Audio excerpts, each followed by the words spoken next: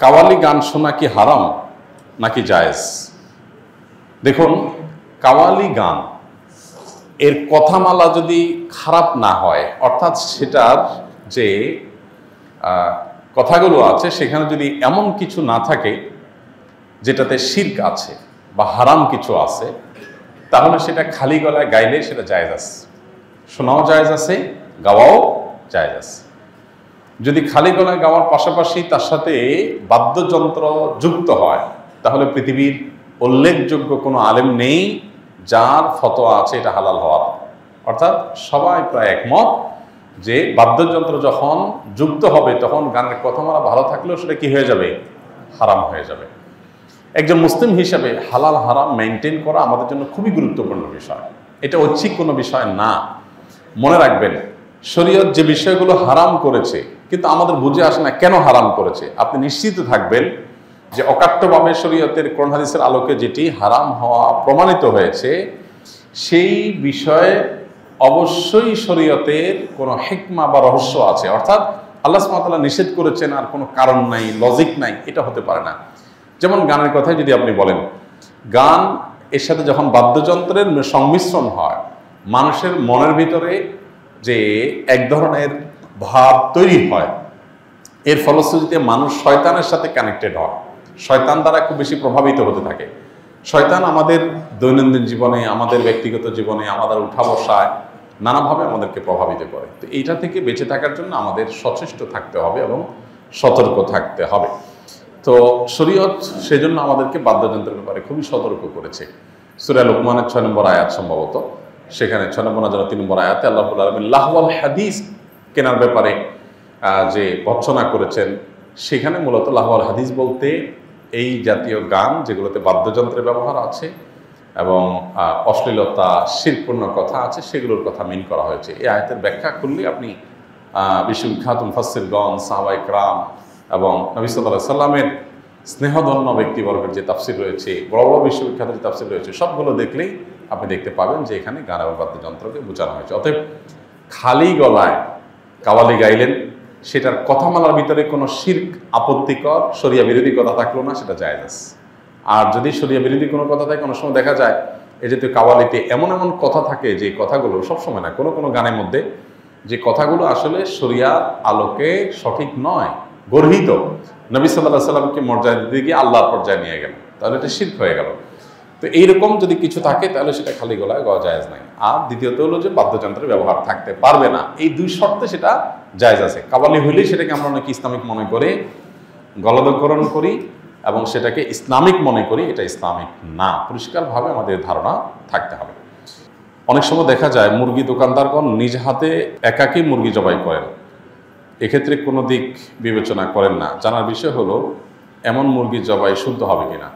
মুরগি জবাই করতে হলে দুজন লাগবে এমন কোনো বাধ্যবাধকতা নেই। একাকী মুরগি জবাই করলে সে মুরগি খাওয়া যাবে, কোনো অসুবিধা নেই। দেখার বিষয় হলো আপনি বিসমিল্লাহ বলে জবাই করছেন কিনা, মুসলমান জবাই করছে কিনা, এটা হলো দেখার বিষয়। একজন মুসলমান জবাই করেছেন, বিসমিল্লাহ বলেছেন এবং সেই সাথে যতগুলো রগ কাটার কথা, মোটা যে কণ্ঠ আপনার খাদ্যনালী, এর বাইরে যে কণ্ঠনালী, শ্বাসনালী আছে, আর সরু যে চিকন রগ আছে দুই সাইডে, এগুলো কাটা গেছে কিনা দেখা যায়। এগুলো যে কাটা যেয়ে থাকে, বিসমিল্লাহ বলে জবাই করে থাকেন, বাস তাহলে কি হয়ে গেল, সে মুরগি খাওয়া হালাল হয়ে গেল। এটা কি মহিলা জবাই করছে না পুরুষ জবাই করছে, ভাই বোন জবাই করছে কিনা, জবাই করার সময় ওযু ছিল কিনা, দুইজনে করলো না একজনে করলো, এগুলা কোনটাই আসলে এই মুরগির হালাল বা হারাম হওয়া, খাওয়া বা না খাওয়ার সাথে, বা খাওয়া যাওয়া, খেতে পারা বা না খেতে পারার সাথে কোনো সম্পর্ক নাই। যার কারণে একাকী মুরগি জবাই করে যদি দোকানদার জবাই করে, জায়েজ আছে। বিসমিল্লাহ বললো কিনা, রগগুলো ভালো করে কাটলো কিনা, এটা ইম্পর্টেন্ট। আপনি কোনো রকম একটা পোস্ট দিয়ে দিল, ভালো করে সবগুলো রগ কাটলো না, তাহলে জায়েজ হবে না। এখানে কণ্ঠনালী যেটা আছে, যেটা দিয়ে খাদ্যনালী যেটা খাদ্য যায় সবচেয়ে মোটা, সেটা কাটা গেল কিনা, তার পাশে শ্বাসনালী আছে, এটা কাটা গেল কিনা, চিকন চিকন দুই পাশে দুইটা রগ আছে, কাটা গেল কিনা, এটা আপনি ভালো করে দেখবেন। বাস বিসমিল্লাহ বললো কিনা, তাহলে ইনশাআল্লাহ সে মুরগি খাওয়া জায়েজ হবে। নিকটাত্মীয় খালাতো ভাইয়ের মেয়েকে বিবাহ করা যাবে কিনা? নিকটাত্মীয় খালাতো ভাইয়ের মেয়ে, তাকে বিয়ে করাতে শরঈ দৃষ্টিকোণ থেকে অসুবিধা নেই, শরঈ দৃষ্টিকোণ থেকে সমস্যা নেই। কিন্তু স্বাস্থ্যগত কোনো ক্ষতির কারণ আছে কি নেই, সম্ভাবনা আছে কি নেই, এ বিষয়ে সংশ্লিষ্ট বিষয়ে যারা ডাক্তার আছেন, বিশেষজ্ঞ আছেন, তাদের সাথে কথা বলতে পারেন।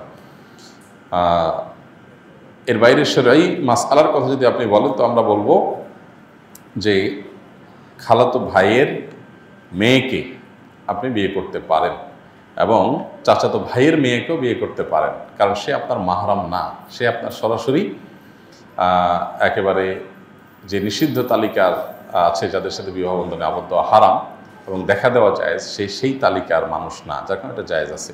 সিগারেট খাওয়া কি ইসলামের দৃষ্টিতে নিষিদ্ধ? এর কোনো শাস্তি আছে কিনা? ভাই, ধূমপান করা ইসলামে নিষিদ্ধ, এ ব্যাপারে কোনো আলেমের কোনো ভিন্ন মত নাই। অনেক ওলামা ইকরাম মাকরুহ তাহরিমি বলেছেন, যেমন হানাফি মাযহাবের ওলামা ইকরাম মাকরুহ তাহরিমি বলেন, তবে সৌদি আরবের ওলামা ইকরাম এটাকে হারাম বলেছেন, নিষিদ্ধ এবং এটা গুনাহ নাজায়েজ, এ ব্যাপারে কারোর কোনো ভিন্ন মত নেই। কেন? প্রথমত আল্লাহ সুবহানাহু ওয়া তাআলা বলেছেন, লা তুলকু বিআইদিকুম ইলা তাহলুকা, তোমরা নিজেদেরকে ধ্বংসের দিকে ঠেলে দিও না। ধূমপান করলে আমাদের উপকার হয় না ক্ষতি হয়? ক্ষতি হয়। উপকার হয় না বললেই চলে, পেট ভরে না, অন্যান্য কিছু না। আপনি বলবেন যে আমার ঘুমের লাই কাটে অথবা এনার্জি আসে বা অন্যান্য কিছু আসে, এরকম যদি বলেন, মদ এবং জুয়া এগুলো সম্পর্কে আল্লাহ বলেছেন ওয়া ইসমুহুমা আকবারু মিন নাফইহিমা, এগুলো লাভের চাইতে ক্ষতি বেশি। লাভ আপনি একটু ঘুমাচ্ছেন, ভালো লাগলো, কিন্তু ক্ষতি হবে তার চাইতে বেশি। তো যে জিনিসটা খেলে পরিষ্কার ক্ষতি হবে, আপনার সুস্পষ্ট ক্ষতি সাধন হবে, জেনে শুনে সেরকম ক্ষতিকর জিনিস খাওয়া, যেটা আপনার স্বাস্থ্যকে ধ্বংস করবে, আপনাকে বিপদের দিকে ঠেলে দিবে, মৃত্যুর দিকে ঠেলে দিবে, ক্যান্সারের কারণ, সবচেয়ে বেশি ক্যান্সারের কারণ হয় এই ধূমপান। তো সেই জিনিসটা সেবন করা ইসলামে জায়েজ নাই, না জায়েজ, এটা একটা বিষয়। দ্বিতীয়ত, এটা যেহেতু আমাদের পেট ভরে না, এরপর আমরা টাকা দিয়ে যদি এটা খাই, তাহলে সেটা অপচয় হয়, কারণ এটা অনর্থক অহেতুক একটা জিনিস। এটা যেটুকু আপনার ফুর্তি বা যেটুকু আপনার ভালো লাগা বা তথাকথিত এনার্জির জন্য করেন, তার চাইতে ক্ষতি অনেক বেশি। ধূমপান করার ফলে আপনার মুখে যে দুর্গন্ধ সৃষ্টি হয়, আল্লাহর জমিনে কোনো হালাল খাবার খেলে মানুষের মুখে এরকম দুর্গন্ধ হয় না। এরকম বাজে গন্ধ, এরকম নোংরা গন্ধ, এর গন্ধটাই বলে দেয় এটা কি শরীয়তে হালাল নাকি হারাম। কথা বুঝে আসছে? বিধায় যাদের এই বদভ্যাস আছে, তাদের সদিচ্ছাই যথেষ্ট এখান থেকে সরে আসার জন্য। মানুষ পারে না এমন কিছু নাই। অনেকে বলে, ভাই আমি বহু চেষ্টা করছি, পারি না। তাই বলে পারেন না মানে? আপনি পারবেন, আপনার সাথে আপনার 14 গোষ্ঠীতে যত ধূমপাই আছে সবাই পারবে একসাথে ইনশাআল্লাহ। কখন পারবেন? যখন ঠেলায় পড়বেন, তখন আপনি পারবেন। আপনাকে জেল নিয়ে যদি বেঁধে রেখে দেওয়া হয়, আপনি পারবেন, দেখবেন সাথে আরও কত কিছু করবেন। আমরা যারা মনে করি যে আমরা পারি না, তাদের আসলে সদিচ্ছার কি আছে, অভাব বা ঘাটতি আছে। যদি আপনার সিরিয়াসনেস থাকে, তাহলে পারবেন না এমন কিছু নাই। মানুষ অভ্যাস ছাড়তে পারে না। আপনি কি মরে যাবেন?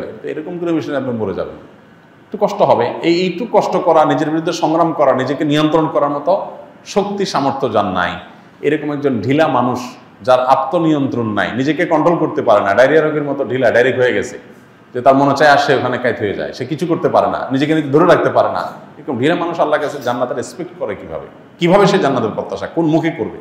এজন্য সৎ সাহস দরকার। আল্লাহ আমাদেরকে সেই তৌফিক দান করুন। এজন্য ধূমপান করা থেকে আমাদের বেরিয়ে আসতে হবে, যে সমস্ত ভাইদের বদভ্যাস আছে।